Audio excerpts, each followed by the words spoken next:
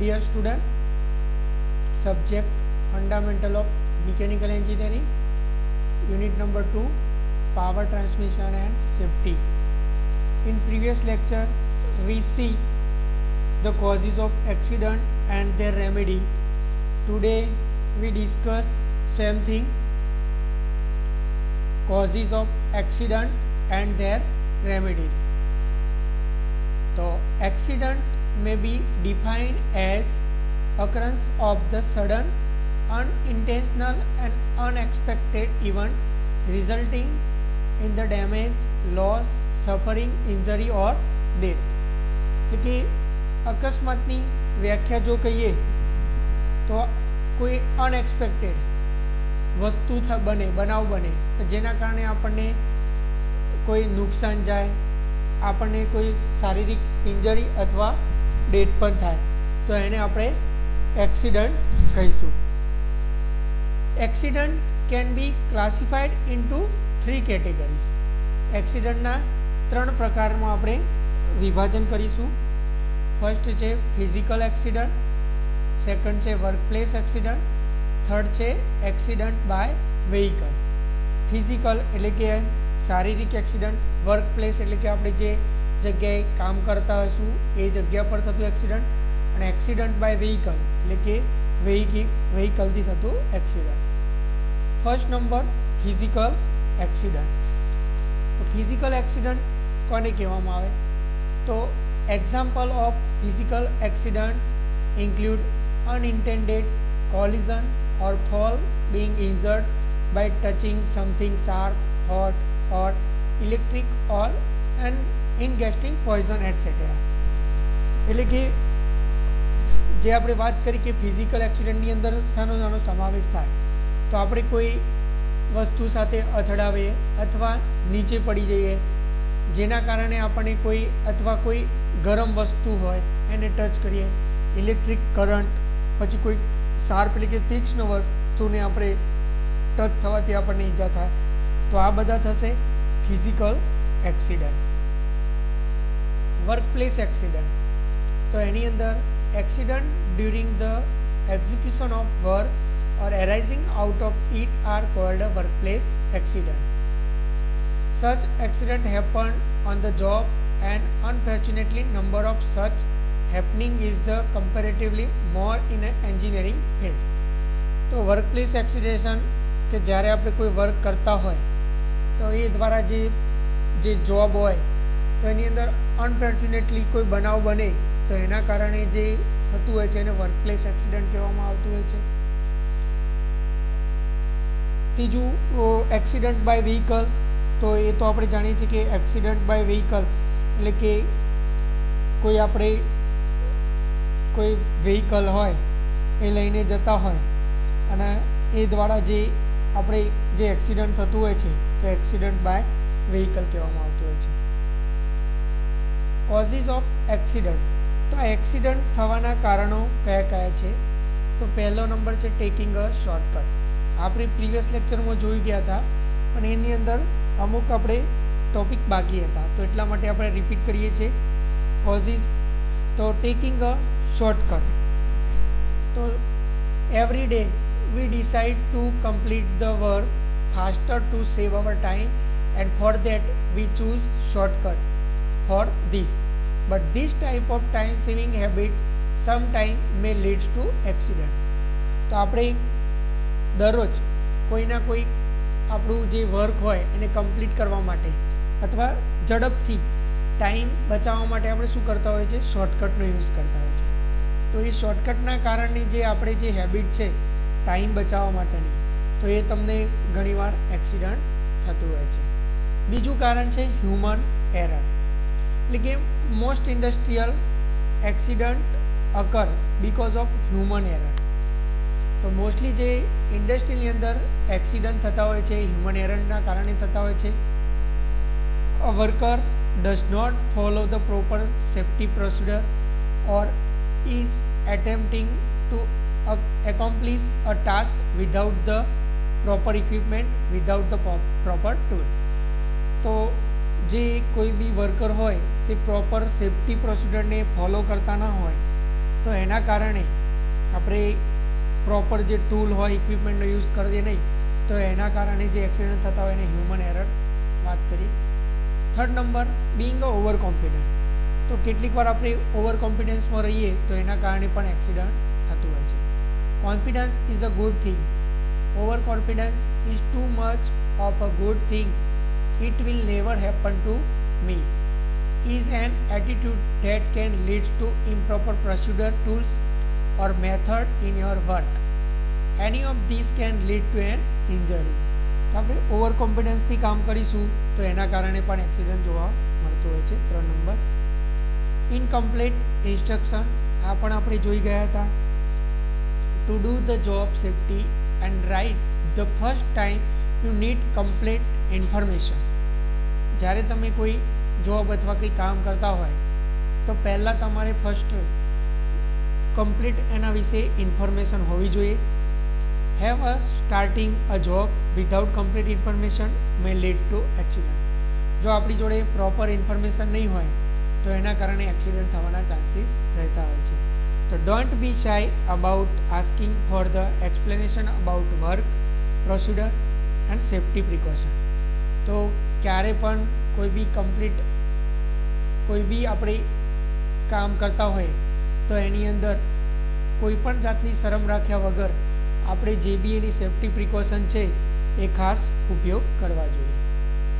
બીજું છે poor housekeeping and improper clothing, એટલે કે poor housekeeping and improper clothing create a hazard of all types. A well-maintained working area set a standard for others to follow. Good housekeeping and proper clothing involve both pride and safety. તો આપણે જે જગ્યાએ work કરીએ છીએ અને કયા એરિયામાં work કરવાનું છે તો એ આપણો જે હોય આપણે જે કપડાં કયા પહેર્યા છે તો એ પણ એની અંદર એક કારણ બનતું હોય છે। तो प्रॉपर क्लोथिंग आपणुं होवुं जोईए। बीजू इग्नोरिंग सेफ्टी प्रोसिडर, तो आपणे जे सेफ्टी प्रोसिडर होय छे एने इग्नोर केटलीक वार करता होय तो एना कारणे पण एक्सिडेंट थता होय छे। Purposely failing to observe safety procedure can endanger you and your coworkers. You are being paid to follow the company safety policies, not to make your own rules. तो આપણે જે બી સેફ્ટી પ્રિકોશન હોય કંપનીના તો એને આપણા વર્કરને ટોટલી માહિતી હોવી જોઈએ અને એની એક પોલિસી હોવી જોઈએ કે પોતાના રૂલ્સથી કંઈ કામ થવું ના જોઈએ। Being a casual about the safety can lead to a accident. તો આપણે આના દ્વારા પણ એક ઇગ્નોરિંગ સેફ્ટી પ્રોસિડર એ પણ એનું એક્સિડન્ટનું કારણ છે। 7 number mental distraction from work अथवा कन्फ्यूज्ड मेंटल स्टेट। तो having a bad day at a home and worrying about it at a work is a hazardous combination. Dropping your mental guard can pull your focus away from safe work procedure. तो કેટલીક વાર આપણે mentally destruction હોય અને work કરતા હોઈશું તો એના કારણે પણ एक्सिडेंट થવાના ચાન્સીસ રહેલા છે। લેક ઓફ ટ્રેનિંગ, એટલે કે આપણે કોઈ ટ્રેનિંગ વગર કોઈ કામ કર્યું હશે તો એના કારણે પણ આ વસ્તુ થવાની છે। Mainly industrial accident occur because of an employee is not trained properly on the use of the equipment or the safety procedure used during the operation and maintenance of the equipment. The equipment must have a qualified operator and this operator must know what to do if something happen to the equipment. તો જે ઇન્ડસ્ટ્રીની અંદર જે accident બનતા હોય છે તો એની અંદર lack of training એટલે કે કેટલીક વાર ટ્રેનિંગનો અભાવ હોય છે તો એના કારણે આપણે એક્સિડન્ટનો થવાના ચાન્સીસ રહેલા છે। આપણે વેલ ક્વોલિફાઈ ઓપરેટર હશે તો જે જાણતો હશે કે કોઈ વસ્તુ આ રીતનો પ્રોબ્લેમ થાય છે તો ઇક્વિપમેન્ટની અંદર શું કરીશું તો જેના કારણે આપણે એક્સિડન્ટ થતું બચાવીશું। તો લેક ઓફ ટ્રેનિંગ પણ એક્સિડન્ટનું એક રીઝન છે। Failure to pre-plan the work. Failure to pre-plan the work may lead to serious accident. Working as per pre-plan is an effective way to work safety. આપણે કોઈ પણ કામ કરતા હોય તો એના માટે પહેલાં આપણે પ્રી પ્લાનિંગ હોવું જોઈએ. Being a fast in starting a task or not thinking through the process can put you in the harm's way. Instead of plan your work and then work your plan. તો કોઈ પણ કામ કરતા પહેલાં plan your work એટલે કે તમે તમારા કામનું પ્લાનિંગ કરી દો, ધેન વર્ક યોર પ્લાન, એના પછી તમારું કામ સ્ટાર્ટ કરો. 10 નંબર છે મેન્યુફેક્ચરિંગ ડિફેક્ટ એટલે કે industry accident also અકર because of the manufacturing defect in a piece of equipment or material. During the course of manufacturing, several quality control steps are taken to ensure the equipment is within a safety tolerance. Because most of these quality control are handled by human, there is a chance that a piece of equipment can have a defect that is missed during the process. The equipment is installed, operate and then fails, causing an industrial accident that can injure or even kill an employee. તો કેટલીક વાર આપણે જે manufacturing જે defect આવતી હોય તો એના કારણે પણ એક્સિડન્ટ થવાના ચાન્સીસ રહેલા છે. Improper maintenance. One of the common cause of for industrial accident is improper maintenance procedure or lack of prevention maintenance program. આપણે જે પણ કોઈ મશીનનો યુઝ કરતા હોય ઇન્ડસ્ટ્રીની અંદર તો એનું અમુક જે સમય હોય નિશ્ચિત તો એ સમય દરમિયાન એનું મેન્ટેનન્સ પ્રોપર થવું જોઈએ. જો મેન્ટેનન્સ પ્રોપરલી થશે નહીં તો equipment can not run without having a maintenance or perform a schedule basic. Most equipment manufacturers publish a recommended preventive maintenance schedule for the equipment, but the company and their maintenance personnel are responsible for carrying out of this preventive maintenance program. આપણે જે બી machine લાવતા હોય તો એની અંદર તમને maintenance કેટલા સમય અને કઈ રીતે કરવું એ આપણી જોડે માહિતી હોય છે, પણ કેટલીક વાર આપણે મેન્ટેનન્સ કરવાનું રહી ગયું હોય તો એના કારણે પણ આપણને એક્સિડન્ટ થવાના ચાન્સીસ છે. ધારો કે આપણી જોડે કોઈ બી બાઇક હોય તો આપણે એનું અમુક કિલોમીટર થાય એટલે એની સર્વિસ કરાવવી પડે કે ઓઇલ ચેન્જ હોય. એ જ રીતે ઓટોમોબાઈલ કોઈ બી હોય તો એની અંદર ફ્યુલ, ઓઇલ, બ્રેક્સ આ બધું અમુક સમય શું કરવું પડે, એને રિપ્લેસ કરાવતા રહેવું જોઈએ. તો એ મેન્ટેનન્સની અંદર કહેવામાં છે. 12 નંબર છે attitude. Some people work around dangerous machinery or equipment, explosive, acids, electrical equipment without mess up. એટલે કે તમારો એટીટ્યુડ કે મને કંઈ થશે નહીં, હું કંઈ પણ કરીશ તો મને કંઈ થશે નહીં, તો તમારો એટીટ્યુડ પણ જવાબદાર છે. હવે આપણે જોઈશું રેમેડીઝ ટુ એવોઇડ એક્સિડન્ટ. તો એક્સિડન્ટ અટકાવવા માટેના ઉપાયો કયા છે?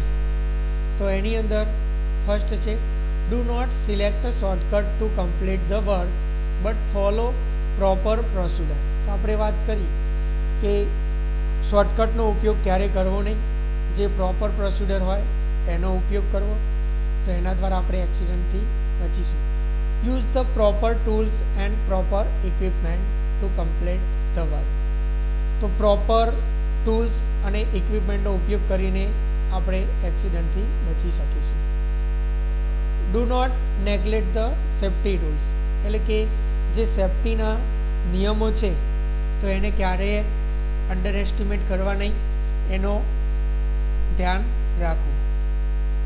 Gate complete information about the equipment, tools and method of safe working. તો જે બી કંઈ ઇન્સ્ટ્રુમેન્ટ છે એની આપણા જોડે પૂરેપૂરી માહિતી રાખવી અને સેફ વર્ક કરવું. Understand properly and then start work. તો આને પ્રોપરલી અન્ડરસ્ટેન્ડ કરી અને પછી વર્ક કરો. Do not work with mental distraction. તો મગજને શાંત રાખીને જ કંઈ બી કામ કરવું હોય તે કરવું. Do not use defective equipment, tools or machine. તો આપણે જે વર્ક કરતા હોય તો એની અંદર કોઈ ડિફેક્ટિવ ઇક્વિપમેન્ટ અથવા મશીનનો ઉપયોગ કરવો નહીં. Do not work when you are tired or feel comfortless. એટલે કે જ્યારે તમે થાકેલા હોય અને તમને ફીલ સારું ના થતું હોય, કમ્ફર્ટ, ત્યારે કામ કરવું નહીં. તો તે પણ એક્સિડન્ટ થતું બચાવી શકે છે. Wear a good strong safety shoes. તો સેફ્ટીના જે શૂઝ છે એ તમારે પહેરવા જોઈએ. Keep hands away from moving rotating machinery. તો તમારા જે હાથ છે એ મૂવિંગ અને રોટેટિંગ મશીનરી છે એનાથી દૂર રાખવા. Always make a proper planning and try to work as per pre plan. તમે જે પણ કંઈ વર્ક કરો છો એનું પ્રોપર પ્લાનિંગ હોવું જોઈએ અને તે મુજબ કામ કરવું જોઈએ. Effect of accident on worker, management and society. તો એક્સિડન્ટ થવાના કારણે વર્કર, મેનેજમેન્ટ અને સોસાયટી ઉપર શું ઇફેક્ટ થશે તો એ આપણે જોઈશું. તો ફર્સ્ટ, લોસ્ટ સેલરી. તો જે આપણે ઇફેક્ટ ઓન વર્કરની વાત કરીએ તો એની અંદર જે ઇન્જર્ડ વર્કર હશે તો એની અંદર ઇન્જરીના કારણે જે આપણે એક્સિડન્ટ થશે, minor injury like a little time of cure as well as less money for medical treatment. તો એના માટે જે ખર્ચો થશે તો એના કારણે લોસ્ટ સેલરી. બીજું છે લોસ્ટ ઓવરટાઈમ પેમેન્ટ. તો ઇન્જરી થશે તો એના કારણે તમને ઓવરટાઈમ પણ મળશે નહીં. Medical travel and other expense, એટલે કે મેડિકલ અને બીજા ખર્ચાઓ પણ વધે છે. બીજું પેઇન એન્ડ સફરિંગ, એટલે કે દુઃખ, તમને જે પેઇન તમારે સફર કરવું પડશે. બીજું પરમેનન્ટ ડિસેબિલિટી, એટલે કે તમને જે વર્કર છે તો એને કંઈક એવી ઈજા થશે તો એને પરમેનન્ટ કોઈ ખોડખા પણ રહી જતી હોય છે, તો એ પણ એની અંદર આવી જશે. બીજું upset two family and friend. તો ફેમિલી અને ફ્રેન્ડ પર પણ તેની અસર થતી જોવા મળે છે. ડિપ્રેશન પણ એની અંદર જોવા મળતું હોય છે. આ થયું વર્કરની વાત. હવે આપણે જોઈશું ઇફેક્ટ ઓન મેનેજમેન્ટ. તો આની અંદર મેનેજમેન્ટ ઉપર કઈ અસર જોવા મળે છે. તો લોસ્ટ બિઝનેસ ઓપોર્ચ્યુનિટી, એટલે કે એને જે બિઝનેસની તક હોય એ ગુમાવવાનો પણ વારો આવે છે. પ્રોડક્ટિવિટી લોસીસ, એટલે કે જે પ્રોડક્ટિવ થતી હોય, આપણે પેદાશ ઉત્પન્ન કરતા હોય તો એનો પણ લોસ થવાનો હોય છે. બીજું કે salary of the absent injured employee, એટલે કે કોઈ આપણો જે એમ્પ્લોય હશે એને એક્સિડન્ટ થયું હશે તો એને રજાઓનો પણ આપણે એબસન્ટનો પણ પગાર એનો કરવાનો થાય છે, એ પણ એક ગણાશે. રિપેર એન્ડ રિપ્લેસમેન્ટ કોસ્ટ, એટલે કે કોઈ મશીનને કોઈ પાર્ટ્સ આપણો રિપ્લેસ કરવાનો થાય, રિપેર કરવાનો થાય તો એ પણ એની અંદર આવતું હોય છે, મેનેજમેન્ટ ઉપર ઇફેક્ટ થતી હોય છે. Insurance premium chances and legal cost, તો પ્રીમિયમનો પણ એક કોસ્ટ થતી હોય છે. Additional training and supervisory cost, additional training અને સુપરવાઇઝરનો પણ કોસ્ટ, સુપરવાઇઝરી કોસ્ટનો પણ જોવા મળતો હોય છે. બીજું એ સિવાય આપણે જે સોસાયટી ઉપર આની શું ઇફેક્ટ જોવા મળે છે. તો family and friend circle of injured worker by workplace accident and coworker will also experience pain, a sort of mental pain, disturbance and uncomfortness. તો આપણે જ્યાં વર્ક કરતા હોઈશું તો એના કારણે આપણે ફેમિલી સાથે જોડાયેલા હોઈશું, તો એના કારણે આપણને જ્યાં વર્કપ્લેસ ઉપર એક્સિડન્ટ થશે તો એની ઇફેક્ટ આપણા ફેમિલી અને ફ્રેન્ડ પર પણ થશે. તો એ there are varied ranges of social and economic consequences for the injured workers and their families. Family and friends are deeply impacted, and this eventually may lead to problem within this relationship. The injury or illness may result in a breakup of result in a temporary or permanent loss of intimacy. તો આના કારણે આપણને society ઉપર પણ effect થતી જોવા મળે છે. તો આ ચેપ્ટર હવે આપણે યુનિટ નંબર 2 અહીંયા પૂરો કરીશું. નેક્સ્ટ ટાઈમથી આપણે યુનિટ નંબર 3 જોઈશું. Thank you.